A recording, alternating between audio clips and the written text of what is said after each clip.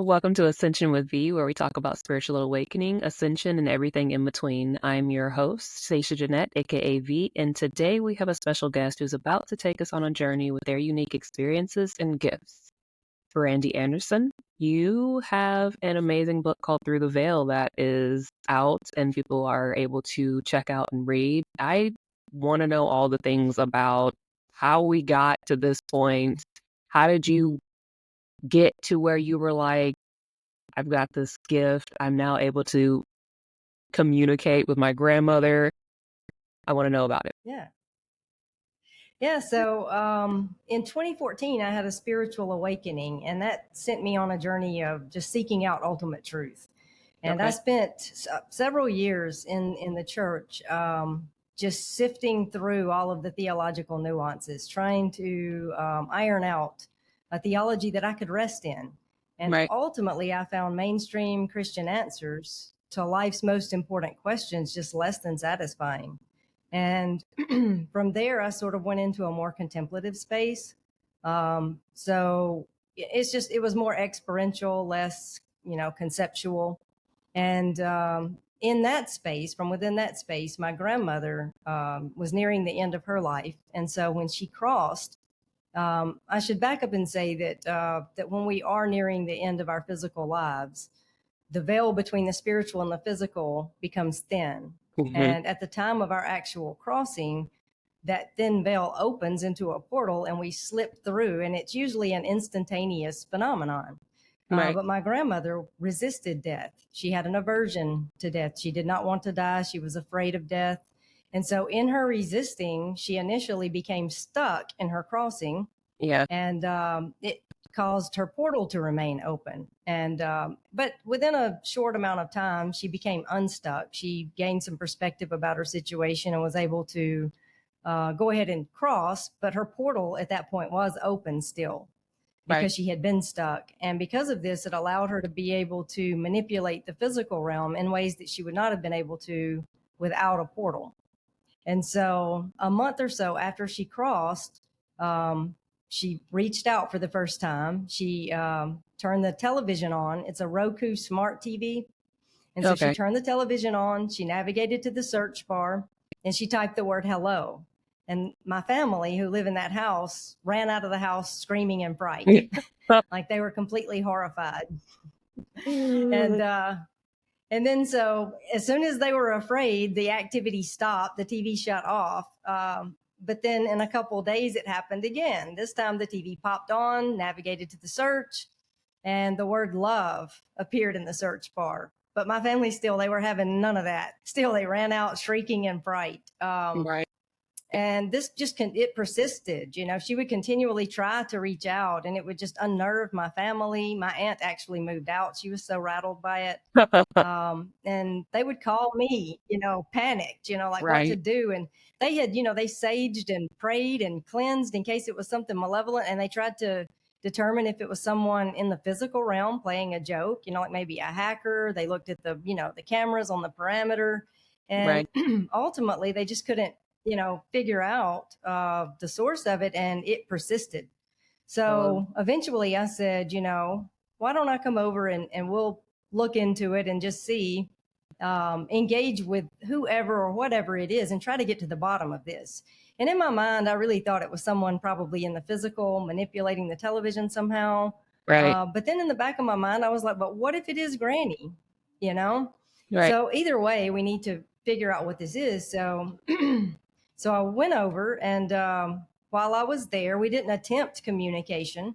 I just was there. I was just in their living room. And Right. during my visit, the television popped on by itself, navigated to the search, and everyone in the house was like, "Oh my gosh, it's happening!" And I It's was like, happening. "Everybody, just be calm. We'll just figure." Yeah, yeah, because it had been such a source of fear for them. Right. So Right. as whoever it was began to communicate, they came through as Granny, but we weren't sure about that. Right. So tentatively, we engaged with the communication, and pretty quickly we determined that it could not be someone in the physical realm, like a hacker or anything like that, because whoever it was could read our thoughts, and that rocked us. Yeah. We would have a thought, like we would be thinking of a question or something that we were going to say. And before we actually articulated it, the response would be issued, typed out on the television. Right. And I was like, can you read our thoughts? And she said, yes. So we started to test it, like we would think something and wait. And I mean, without fail, just the answers, the responses were prompt and accurate for what we were thinking. So I was like, okay, so this is definitely something spiritual, but is it Granny? Right. We were Right. afraid it could be No. something malevolent. Yeah. Yeah. And coming from a Christian background, there's a lot of, a lot of the idea that you can't speak to your loved ones on the other side, that it would have to be demons. It can't be, Right. all of that was kind of swirling around in our thought process as we engaged. And so we didn't want to entertain demons, or something Exactly. malevolent. So we continued to communicate, but just kind of slowly, with trepidation to see, and it became apparent that it was my grandmother, and that she had stayed to reconcile some relationships. She wanted to apologize for some past hurts, things that she needed to say to some people, to bring about healing. Also, when we cross, we have like a bigger vantage point. We're able to see into the heart of situations and people with clarity. And Right. from that more expansive view of reality, that clearer view, she could see some patterns in people's lives that were deeply destructive. And so she Yeah. spoke into that in a way that brought a lot of healing. And she could see people struggling with some mental health issues, and she spoke into that in a way that saved lives.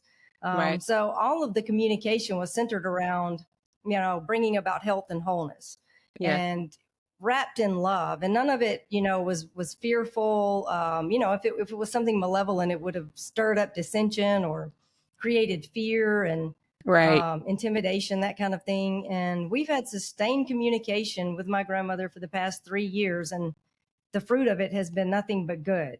Jesus Right. said, "You will know them by their fruit." Well, the fruit of it has been nothing but consistently good. It's always geared toward health and wholeness. Right. And so, but because we had access to my grandmother, I took the opportunity to ask a lot of theological, philosophical questions because of Right. my journey.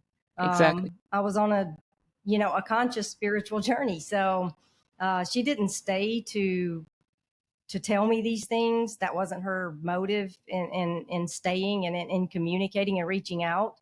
Right. But she has graciously put up with my questions and answered a lot of them. And which, is it's a huge A gift, huge deal. to Right. me. Yeah. So yeah, it's Right. just a huge gift. And but her reason for staying wasn't to answer these questions or give me this information. Her reason for staying was definitely because of her love and devotion to particular family members, Yeah. To try and her to like concern for right them. wrongs. Right. Yeah, yeah, and heal relationships.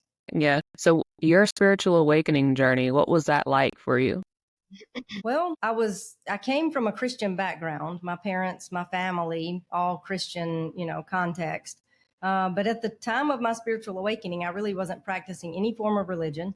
I wasn't plugged into any churches. I was not on a conscious spiritual journey, although everyone's on a spiritual journey, whether they know Right. it or not.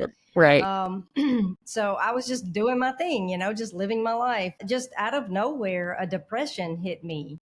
And Mm, it was, things ebb and flow. We have, right. highs and lows. And in my whole life, I've never, been given to clinical depression. Right.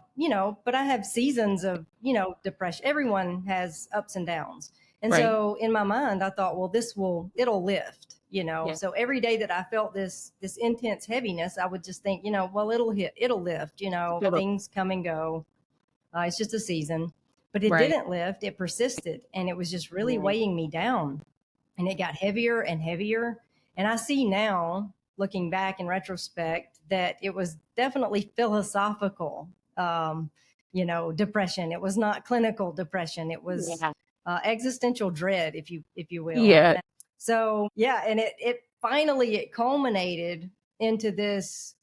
I just couldn't take it anymore. And one morning I woke up and I remember thinking, I just can't take this anymore. And I cried out to God, but it wasn't a pious prayer. It was more of a provocative prayer, really, because I just unleashed my frustrations Yeah. out into the atmosphere. And it was really more of a if you are there kind of prayer. Like I wasn't even sure what Right. I believed about God. And, you know, I was just so miserable.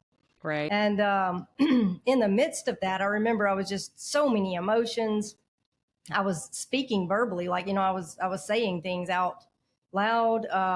And in the swirl of all of that chaotic emotion and that energy just swirling around me, I heard a voice as loud and clear as anything I've ever heard in my life. And it just said, "Be still." And instant peace washed over me. It was like, I mean, it was like nothing I had ever experienced. And Right. in that moment, I remember thinking, I know this is God. Like did like whatever just happened with the, whatever this is God, and I need to figure out, I need a context for it, like Right. a foundation for, like I need a way to articulate what has happened to me. See, I Yes. didn't even have, you know, a theology that I could use to sort of make sense of what had just happened. So all I knew to do was to plug into church because that was the context that my family, you know, was coming from. It's coming from. So I Yeah. did. I plugged into several churches over the course of years, and I just began to study and read and just really dig in. And, you know, I'm the kind of person that I don't just take someone's word. Like I want to study it out and see it for Yeah. myself. And Yes. Exactly. so, you know, like with all of these different doctrines, like, you know, you have the doctrines of hell, you have the doctrines of, you know, like the atonement theories. And, you know, I didn't just go with whichever popular one was presented. Like What? I, you know, I read volumes and read Yeah. script poured through the Bible and just really dug Doug. down into it. Doug. And ultimately, yeah, Yeah. yeah, I just had to, you know, I just wanted truth. I was like, I just Exactly. want truth at all That. cost, even if it That. blows my life apart. Yeah. That. Yes. Yes. So, yeah.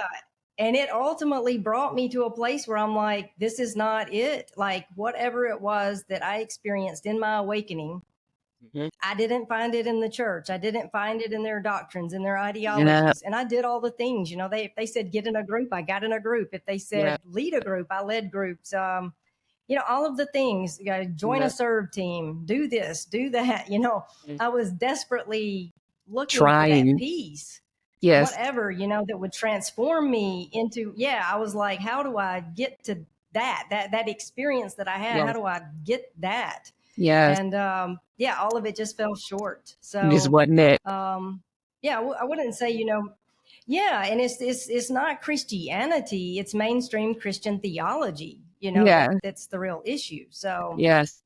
yeah, so ultimately that's what kind of brought me into a more contemplative or mystical space, would maybe be a Thanks. better way to articulate it. Yeah.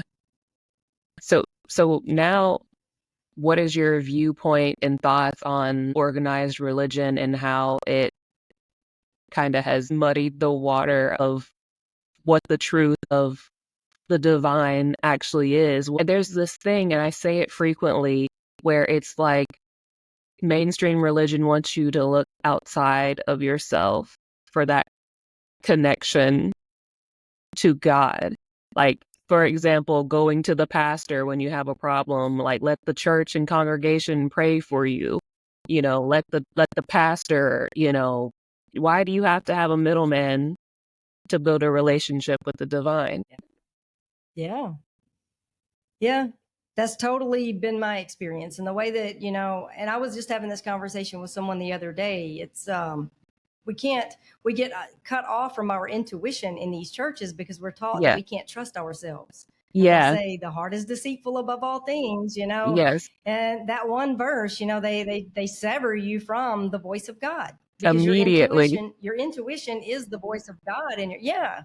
So, you know, Elijah, he heard God, not in the storm, not in the, you know, the loud externals or whatever, not in the fire, not in the, he heard God in the still small voice, very much an inner Right. voice, that Exactly. intuitive, you know, you have to still yourself and be quiet to tap into it, but it's there. Right. And yeah, and the church just keeps us kind of isolated from that. And like you were saying also, that you have to trust external authorities. You know, it's always either the Bible or a pastor or there, you know, some external doctrine or Something. something. Right. So, and it keeps us, yeah, in this perpetual loop of, it's just really false self pandering is what it is. Right. Like you put on this shiny exterior because you think, okay, so I've said the prayer, I'm saved, I've been baptized, I'll go to heaven when I die. But, as far as, actually having any kind of inward shift, that's a Hmm. whole other matter. And I'm not saying people can't have that in church, because certainly Right. you can have that anywhere. You can Right. awaken in any, context. But for Right. me, I found that the church was mostly an impediment to that kind of awakening, because it keeps you trapped in a space where Yeah. it's just not possible. So you have to almost bust Exactly. through all of that, yeah, transcend it to actually get the, the full, The full I would effect say. of it. Yeah. Yeah. So in this shift, in this realization that you had, what was some of the key points that you noticed when you started communicating with your grandmother? Like, hey, these were some of the things that I did not learn in church. And like speaking on reincarnation, how did you come upon that topic with it? Yeah. So, well, by the time that my grandmother came through, I had already shifted out of that mainstream evangelical type, theology. Yeah. And so I was already, a lot of the things that I was asking my grandmother about and things that she just served to kind of validate where I was already leaning, maybe bring it into a little sharper focus for me. Things like universal reconciliation. I had already, left behind the view of eternal conscious torment. And Right. while I wouldn't say with certainty that universal reconciliation was truth, because you can't conclusively, there is no way to say conclusively. Right. I definitely leaned in that direction and felt like that was, the likely truth. Right. But I was able to ask my grandmother, and she was able to confirm, and then, tie some scriptures in there, and like validate and connect dots, which was super helpful. But the one thing that she did share with me that was not, well, not the only thing, but the one probably primary thing that she shared with me that was not part of my worldview is that reincarnation is true. And it was Hmm. because I asked. Because I'm coming from a Christian perspective, but I also, Buddhist theology or Right. philosophy has been super helpful for me in kind of processing my own faith, Right. Christian faith. Right. So I'm not a Buddhist, but it resonates. Buddhism resonates, and so, and I have read the Hindu, like the Bhagavad Gita. So like the Hindu scriptures and the Tibetan Book of the Dead, and so I had a lot Yeah. of like Eastern thought kind of Yeah. swirling around, and so I would ask her, I wanted to ask her some of these things. I was like, is the Tibetan Book of the Dead an accurate way? Is that like when we pass, is that how it is? And she said, some, it's like that a little bit, but it's not entirely the way that That. it's depicted, throughout that book. Right. But it does offer a more helpful view than the mainstream Christian view. Obviously, they get it Yes. completely wrong. Yes. Um, yeah. And yeah, but when I said, is reincarnation true? And she said, yes, I was like, wow. See, this Hmm. changes everything for me, because coming from a Christian perspective, that just was not ever a part of my worldview. Right. And I had, like seen on television and read accounts of children with past life memories where their memories had been validated, just very explicit memories about a past life. And they were able to go to those places and interview the family members and really just validate what these children were remembering. And Right. I found that really compelling, but I didn't know what to do with it. I would think, wow, that sounds true. Sounds like Yes. they are Right. reincarnated. I can't think of another explanation for that. Right. But I didn't have, like a The theological proof. framework for it. Yeah. So after she told me, yeah. So after she told me that it was true, I began to like dig into it more myself. Like I read some stuff, poured back over scriptures, just kind of. And when you begin to see though that reincarnation is actually mentioned in scripture, Hmm. it's there, but it's glossed over or explained away in Exactly. mainstream church. Like Exactly. yeah, the disciples asked Jesus, when they came upon the man born blind, they were like, who sinned, this man or his parents, that this man be born blind? And Jesus said, well, first of all, the fact that they asked, could the man have sinned to be born blind? Was it his own sin that caused him to be born blind? That means that they believed in karmic past life Right. accumulation of sins, because a person, how could you sin to cause yourself to be born blind if there Born are no like that. past lives? Right. Um, yeah. And Jesus, he responded by saying it really doesn't matter whether this man or his parents sinned or whatever. We're here to bring the light, just Right. alleviate suffering when we can. Right. So anyway, yeah, reincarnation definitely was the primary thing that she shared that shifted things the most for me. Nice. I mean, like that is it is it's a mind-blowing concept, and especially when you're able to get that kind of reassurance and validation, especially, from her, and taking in accountability of, okay, so this is now something that I can dig into. This is something that I can now put my focus into. Reincarnation has been the most, I think, fascinating and is topic that a lot of people have, I think, wondered about and wanted to know more about, and you kind of got the inside scoop with it here. I mean, that's a Yeah. it's like you got the crack open of the Pandora's box, you know what I mean? So segueing into the Yeah. next question, how do you reconcile reincarnation with the idea of heaven? Yeah, that is a good question. I think the reason that reincarnation is not a part of mainstream Christian theology is because it seems it contradicts their theology of eternal conscious torment or heaven as like a final destination. Right, Um, but when you begin to see that heaven's not a place we go to, it's a place we come from, right, and we are all perpetually in flux continually. There is no destination. Life is not a destination, it's a journey, right. both here and on the other side. You begin to see that reincarnation doesn't violate Christianity, it just violates mainstream Christian theology. Yes, So yeah, we can cultivate heaven now. Jesus said the kingdom of heaven is within you. right, So it's not about it's not about saying a prayer and floating away to a place called heaven when we die. It's about transcending the ego now mm-hmm. and experiencing inner peace, alignment, inner integrity now. And we carry whatever level of consciousness we have attained, we carry that with us in our crossing. And so reincarnation really is just a testament to the grace of God, because we are afforded unlimited opportunities to cycle through and learn our lessons, and experience life in a multitude of ways. We could, experience various, genders, Exactly. um, various cultures, all kinds of experiences that we, no way could one person experience everything life has to Everything offer in one short in one physical lifetime. life. Yes, Right. And when you believe that you're given this one short physical life to figure everything out, check all of the boxes, get everything right, or you'll go to right, heaven, or you'll go to heaven, or you'll go to hell for all eternity if you don't get it right.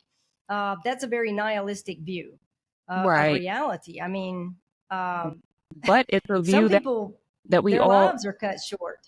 yeah, but that's a view that, like, a lot of us have been conditioned and programmed to have and think. Like, that's a thing. So what is now the view of hell in light of incarnation? Like, what is that shift now? Yeah. Yeah. When you do see that heaven is a state of being, you Mm-hmm. begin to see that hell also is a state of being. Just, yes, Um, Jeff Foster said, heaven is this moment, and hell is the burning desire for this moment to be different. And I right, think that sums it up quite nicely. Heaven is being fully present in the moment. That really is what heaven is. It's to be right, properly aligned, to exactly, allow life to flow through us, not lost in thought and distracted by our worries. If we're in thought, we're circumstances, either in the future, which there's nothing but worry, yeah, right, or we're in the past where there's nothing but regret. So yeah, hell is just being out of alignment and living our lives from a false persona, that mask that right, we all wear in the world. right, Yeah, to being conditioned, it's the conditioned mind. In fact, the ego is the perpetuator of all evil. So yeah, it's just It's just about shifting our perspective and realizing we can have heaven now. In our incarnation, we can experience what the kingdom of heaven is. But also, I should say that while there is no final destination for the wicked in a place called hell where they'll suffer eternal conscious torment, there is a fire, according to my grandmother, on the other side that everyone Yeah. passes through. Yeah. And this fire is a purifying, a cleansing fire. Yeah. Right. And so it's not retributive, it's restorative, and it's intended to just burn away all of anything that interferes with love. And it can be particularly painful for people who have not done their inner work, people who basically, if your inner condition is, the environment of a Rough. hell, now Rough. you take that with you, Rough. then you'll have to contend with that on the, yeah. Yeah. Yes. So, yeah. So it's just about, yeah, shifting now, realizing the importance of awakening now and not Mhm. saving it, to some after death, um, you Thing. know, Yeah. Yeah. And it's, and, yeah. I think that you brought up a good point of where it is. I think a lot of people think that, oh, well, if there's no actual hell now, like, then I can just be out here where, willy nilly doing whatever, just be acting a fool and there's no repercussions on it. And like, that's not a, that's not a thing. Like, no, you gonna feel that. You are going, you're gonna feel it. You're gonna deal with it. But do you think that Yeah. people have the question of saying, is there even a good and evil? Mm. Yeah. That's a good question. Yeah. I think, thing is, evil is not nothing.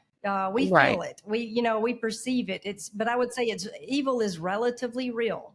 It wreaks right, havoc in this world that we live in, but right, ultimately it is not real. Ultimately, it's an illusion because it's born out of our ego, which that also is illusory. right, Um, a little nuance to that or whatever. Does evil exist? Yes, relatively it does. And it clearly grips the world in right, palpable ways. But ultimately, evil will cease to exist because it lacks any kind of substantial existence in and of itself. It's born out of our egos. right. How do people interpret what the ego is in different ways? Like, I know within the spiritual community, we'll say, like, you have like the death of the ego and dark night of the soul and, doing the shadow work. But what do people outside of the spiritual community relate the ego to? Like, what is a layman's term that people outside of the spiritual community would know, Yeah. relate ego? Yeah. Yeah. I would say that, the ego is okay. So I would say that we have the persona, which is our false self. It's the mask that we wear in the world. It's how we want to be seen, it's how we present ourselves. And we Right, develop this beginning in childhood from our earliest memories, from our earliest days in our incarnation, because of our family of origin, whatever our context is, whatever we're coming from, we are conditioned. We learn ways of coping in our world. We learn ways what's acceptable, what's unacceptable, right, and in order to survive in our families and to be, not get in trouble, to be thought well of, to be yeah, rewarded, we learn what we need to do or not do, and right, so we begin to wear a mask. And the things that are unacceptable that our family tells us, these things are unacceptable. We repress those things. We push those things down into what would be called the shadow. That's what the shadow is. The shadow's not bad. It's just no, unconscious. exact, It's the parts of ourselves that we have denied, yeah, things that we don't want. yes, And they're exactly, not necessarily bad things, I should say. Your gold is in exactly, your right, shadow too. right, Your best talents are pushed into that shadow. It's things yeah, that maybe you are reprimanded for by your family, as too much or, right, overwhelming to your family. And so you learn to just shove those things down, but maybe they're your best gifts. exactly, So we operate in the world from a place of inauthenticity, mhm, beginning from our childhood. And it becomes so ingrained, so conditioned that we don't even realize we're doing it. I mean, it's just right, an automatic.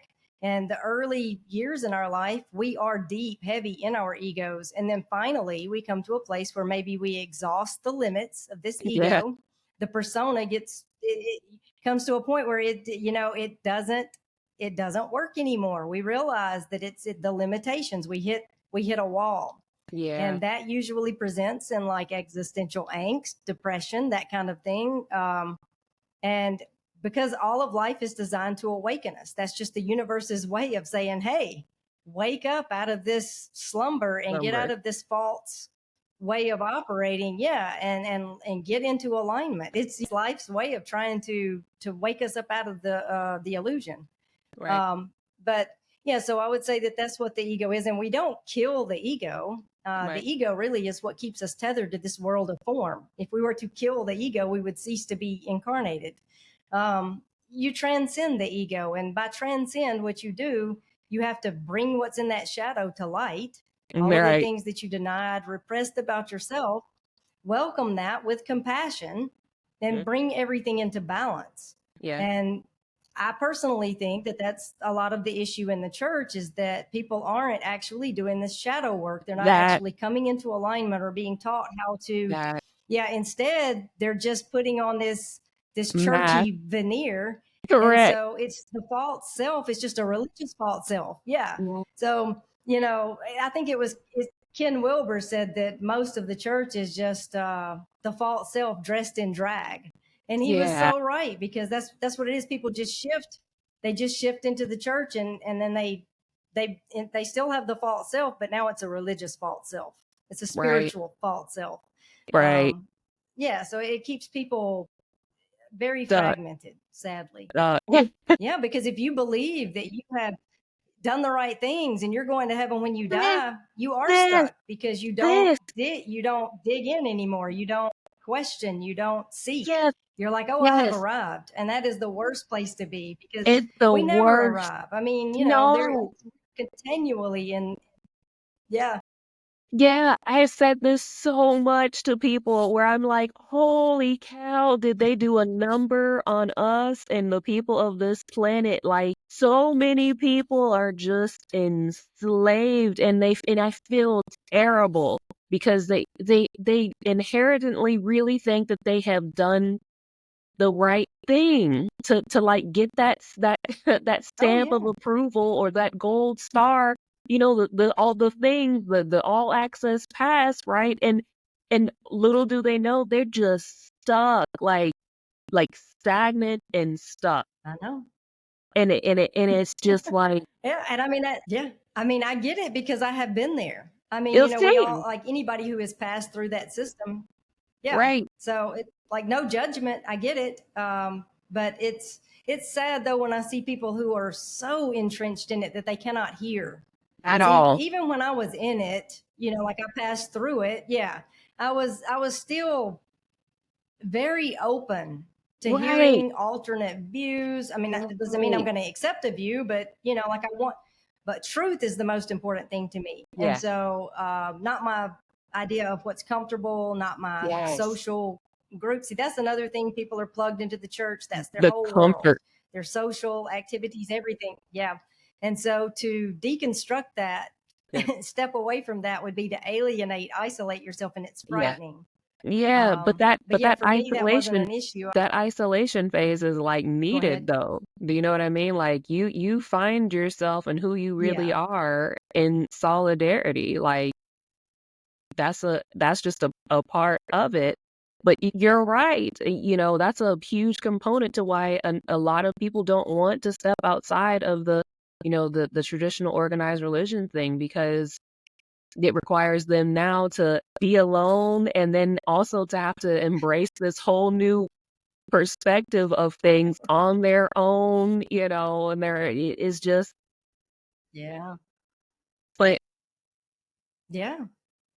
it's really bad. Like it's really bad to think of again, you and I, like, and I'm sure other people, we saw it and we were open to, again, knowing, hey, maybe there's something else, but there's a lot of people who it's just like, hear no evil, see no evil, speak no evil. Like, it's just, I don't want to talk about it. Everything is all about what's happening here within the church and the pastor and the congregation, and this is the thing, and that's it.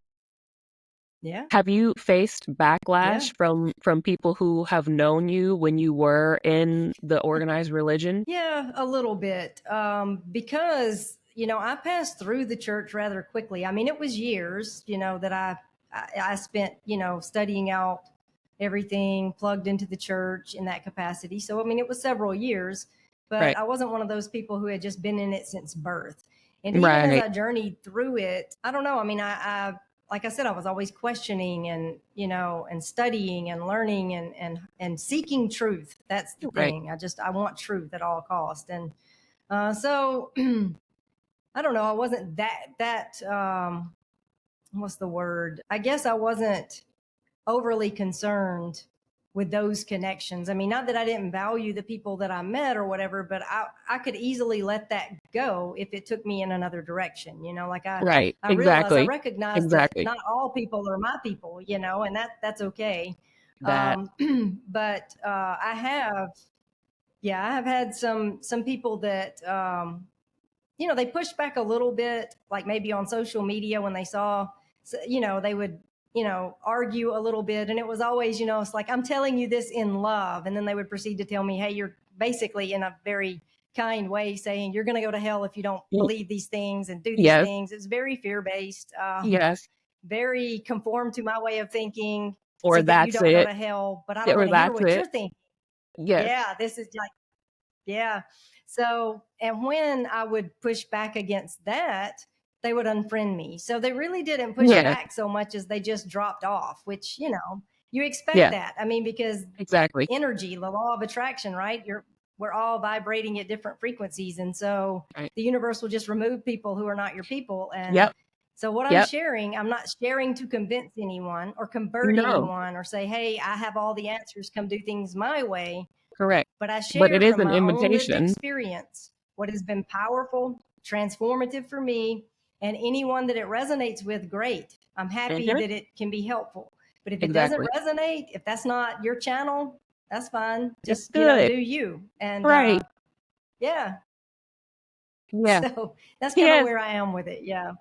Yes, and that's how you have to be because it is. As you change and ascend and grow and evolve and he do all the healing and the shadow work and all the things you do, like the energetic dissonance becomes so high, where like you said, a lot of people just like they just can't, they can't converse with you, Yeah. speak with you, be around you even, and that's just how it is. That's just part of the way of the universe, part of life. Also, on this Yeah. topic, I wanted to ask you about the purpose and meaning of life. How has that been shaped for you at this point in time?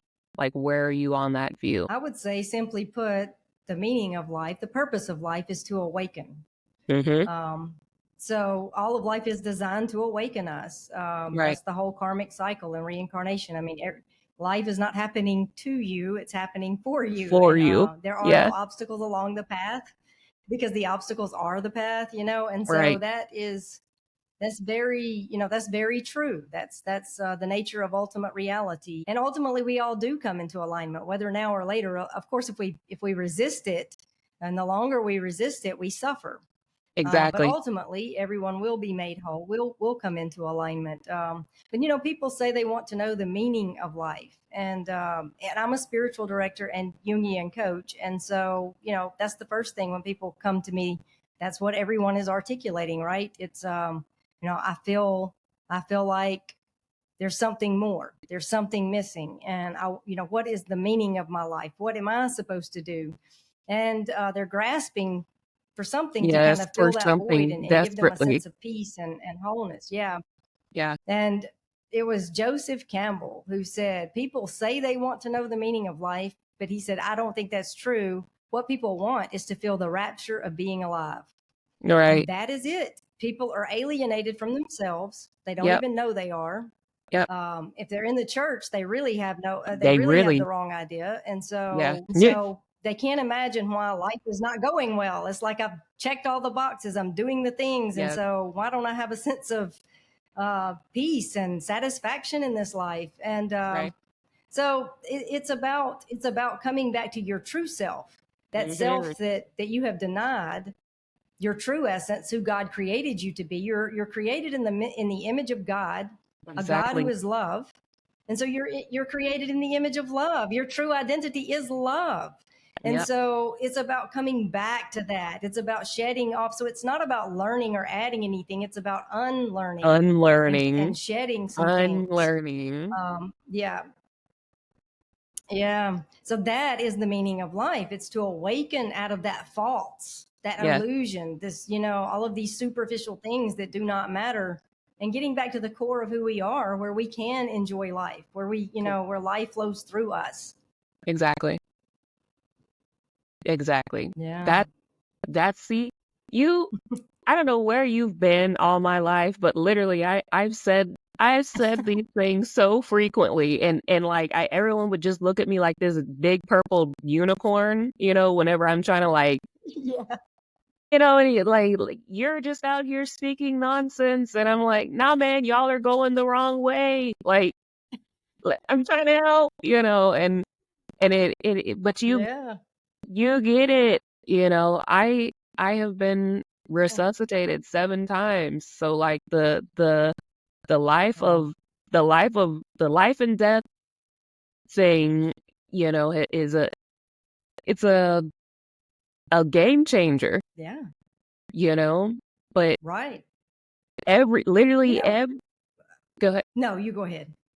I was just gonna say everything that you have said are things that I can like co-sign on and be like, yep, because I've lived it.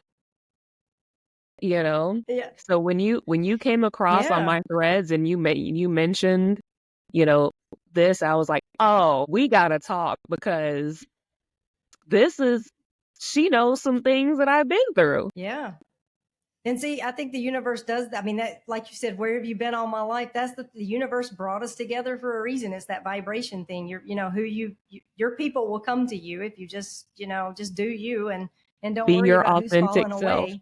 Yes. Um, yeah, authenticity, right? That's what it's about. And then um, also, you mentioned the whole life and death dichotomy. That is in this Western culture. That is a thing. We have euphemisms for death. People don't want to talk about death. We avoid death. Right. Trying to live longer, and so we're not in touch with it in a way that it could actually lead us into any kind of transformation or awakening or whatever, because we avoid it. We're like Right. whistling past the graveyard. We don't want to think about it, talk about it.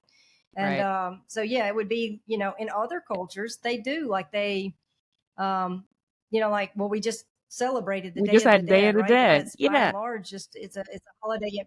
Yeah, it's in Mexico. Yeah. It's highly it's celebrated there. And Exactly. here in the Western world, no way. They're We don't like, want to "Oh celebrate no. death. Oh." So Yeah. yeah, yeah. But that we do need to face our own mortality, memento mori, right? We face your own mortality so that you can become a whole person.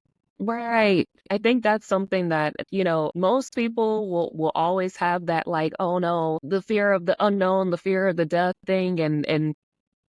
But I think by me trying to talk about, my multiple deaths and rebirths, the resuscitations things and what you're talking about with your experiences with it, like I think it's at least opening the gates of it, like to not be so taboo, so scary, so do you know what I'm saying? Because it is you got 2 people here Yeah, who've dealt with it. So it's, like it's kind of like giving like a peek yeah, behind the curtain where before it was yeah. just kind of the scary phenomenon, Right.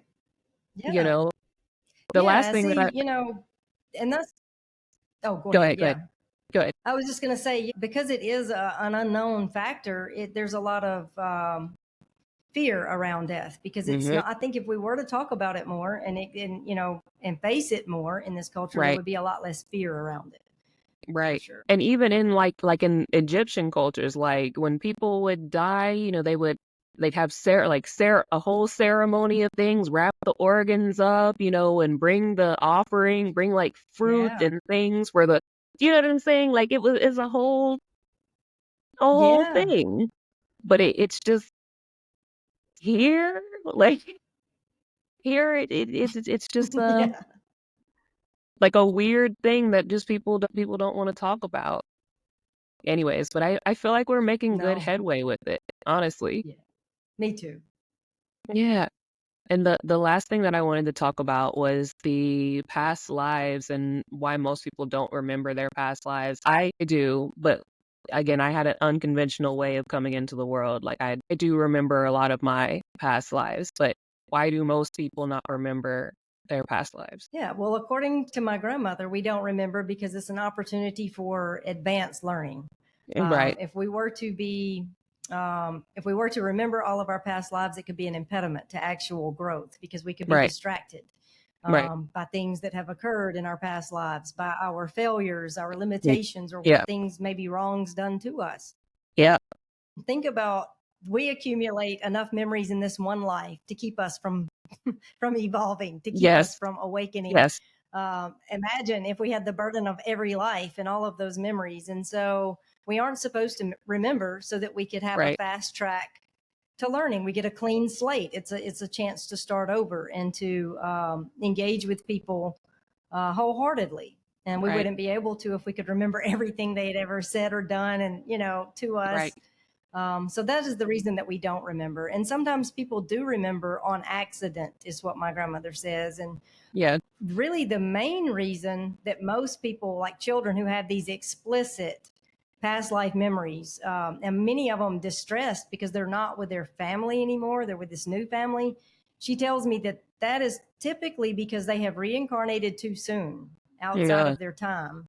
And they yeah, have left their soul group doing so, because we are really supposed to stay with our soul group and wait and reincarnate. If we choose to reincarnate, do it again as a group so that we can work through our karmic cycles with the people we created our karma with, right? yeah, But people who are impetuous and come back too soon, they make things more difficult for themselves. And they have these yeah, memories because it's fresh on their minds.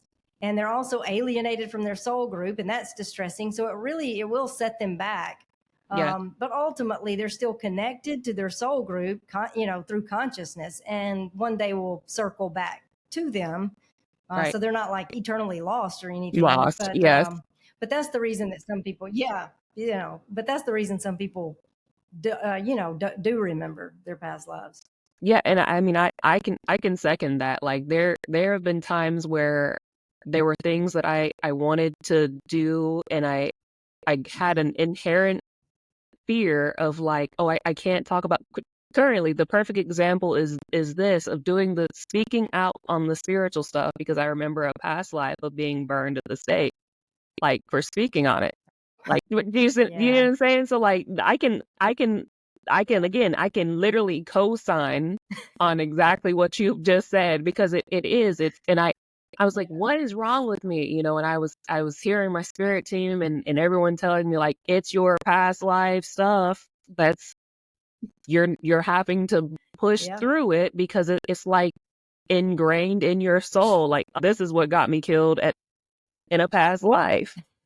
You know what I mean? Like it's a whole yeah, trip, but I can yeah, definitely co-sign on that. Like that's really a thing of why a lot of people don't remember it because it inhibits you from wanting to from doing the things that you're here to be doing this lifetime. right. Yeah, Yeah, I mean, I mean, there are some things that, is kind of trivial, and it's okay to know those things. It wouldn't really set us back if we did. But some things really could, like you're saying, it could right, really hinder our progress. Like my grandmother has told me some things about my past life, right. but there are some things she won't. It's off She'll limit. say no say when I ask certain questions. Yeah, Yeah. So, yeah, it's funny. She said that in my past life I owned a zoo, and I'm an animal person, so that yeah. doesn't surprise me at all that I owned a zoo. And she says that I rescued a lion named Penelope, and she mauled me to death at the age of 45. And I was like, oh my gosh, that's terrible. Oh, And that's so right. frightening. And she said, but you learned your lesson. She said, in this life, you have dogs and not no lions. And I was like, I didn't learn my lesson. I I just didn't didn't have the learn opportunity to buy a zoo. anything. That's Right. I oh, didn't learn. nothing, I just don't have the nothing. funds to buy a zoo. That's right. Like Yeah. It's like the Brandy universe just said, didn't give me the right. chance. given the financial circumstances, I'd do it again. Exactly. Exactly. Sign me up. And it's funny because I've always said in this life, before my grandmother popped through and said anything about that, I've always said I'll probably die trying to pet something I shouldn't because I love animals. I'm just really drawn to animals. And then my grandmother tells me that, and I'm like, holy smokes, I was Right, like, actually, that's that happened, happened. Like, that's happened. Yeah. And then but it's the self-acceptance for me. Like, you're just like, I didn't learn my lesson at all." Like, it's just because I don't have the funds to own a zoo. Right. I'm hard headed. And even now, there are things I know, like I could tell you, like conceptually, cognitively, I know this is my path forward. This is what I need to let go of. But then doing it, that's a whole Yes. other, like we have these compulsions and we're driven, by, Yes. yeah. So, yeah, we're all Well, continually in flux. And, thank be to God for these reincarnation options and, a chance to come into alignment because I don't know. I mean, one short life, I don't know. That would be right. a No, miracle if anyone could, integrate everything in one short everything. life. Right. Like, there's no way. There's Yeah. no way. Every time people say that, they're like, "There's reincarnation isn't real." I just give the side glare at this point because I'm like, 'cause man, listen, you haven't learned anything this lifetime. So how you gonna tell me that you only gonna have this one life? You didn't learn anything. You didn't learn anything. You're Right. absolutely coming back. Like, Yeah. Yeah. you failed every class. Anyways, that's how I look at it. Like, Earth is just one big school. But Yeah. yes. That's right. Yes. Brandy, thank you so much. This has been super amazing, reassuring, kind of validating, confirming on a whole bunch of levels. Again, I'm like, I don't feel so much like a purple unicorn, with the things that Yeah, I it's, have well, said. yeah. You have the same knowledge, So I appreciate you coming through. Yeah, I it's appreciate you being there. I appreciate you giving me this experience and everybody else. What else is there that you want to talk about? Where can yeah. people get your book also? Yeah, well, I just want to say thank you for having me, and it's been a pleasure to meet you and to have this conversation with you. So thank you, and you're doing great work. Holding space for this kind of information and sharing. So you are a light in the world, and so thank you for that. But people can find me at brandyanderson.net. That's my Okay. website. And from there are links to all of my socials. Okay. And my handle on all of the social accounts is Brandy the Mystic. Okay. And my book, Through the Veil, A Glimpse into the Afterlife, is available on Amazon, and it's available in Kindle, paperback, and Audible. And it's a Quire publication. Nice. So this is just my own personal question on this. How was that process for you getting it published? Like, was it scary? Was it intimidating? Was it difficult? Yeah, so I felt really compelled to write the book because Right. my life had been so changed in such a meaningful way by the Right. stuff that my grandmother was able to share with me, and so I wanted to share it so that it might offer some peace and hope to others. So I was really motivated to write the book, and so writing it was, a pretty easy process. It just Okay. it just kind of flowed, and then when it became time to shop for publication, I did have a little, I don't know, a little hesitation about that because I knew like once this is out in the world, I knew that, the pushback, the criticism will come. Right. The more vocal I am about my experience, Right. the more pushback and that I would receive. So yeah, there was some um, I don't know, nervousness, I guess, about that a little bit. Yeah. Not nervousness that people would push back or maybe unfollow me. I don't really care so much Hair. about that. It's that I want to handle things well. And Yeah. so I'm like, am I ready? Am I at a place where I can, Yeah. handle that kind of thing well? Is it going to trigger me and cause me to spiral or something? Yeah. And so have I done enough inner work to be able Yeah. to put Yeah. myself out there like that? Working on me is the first and most important, you know, Yes. that, I had some reservations in that respect, but also as I shopped it for publication, finding a publisher for what I had written, it definitely wouldn't, even though it's spiritual, no Christian publisher or most Christian publishers wouldn't be open to what I was sharing. Right. So I kind of, when I wasn't sure, go the self-publishing route, or I didn't really want to do that. I wanted to go with professionals who knew what they were doing, so that I didn't have the learning curve of figuring everything out on my end. And also, Right. I didn't have a big platform, so I thought it might be helpful to have a publisher help me in that regard. Right.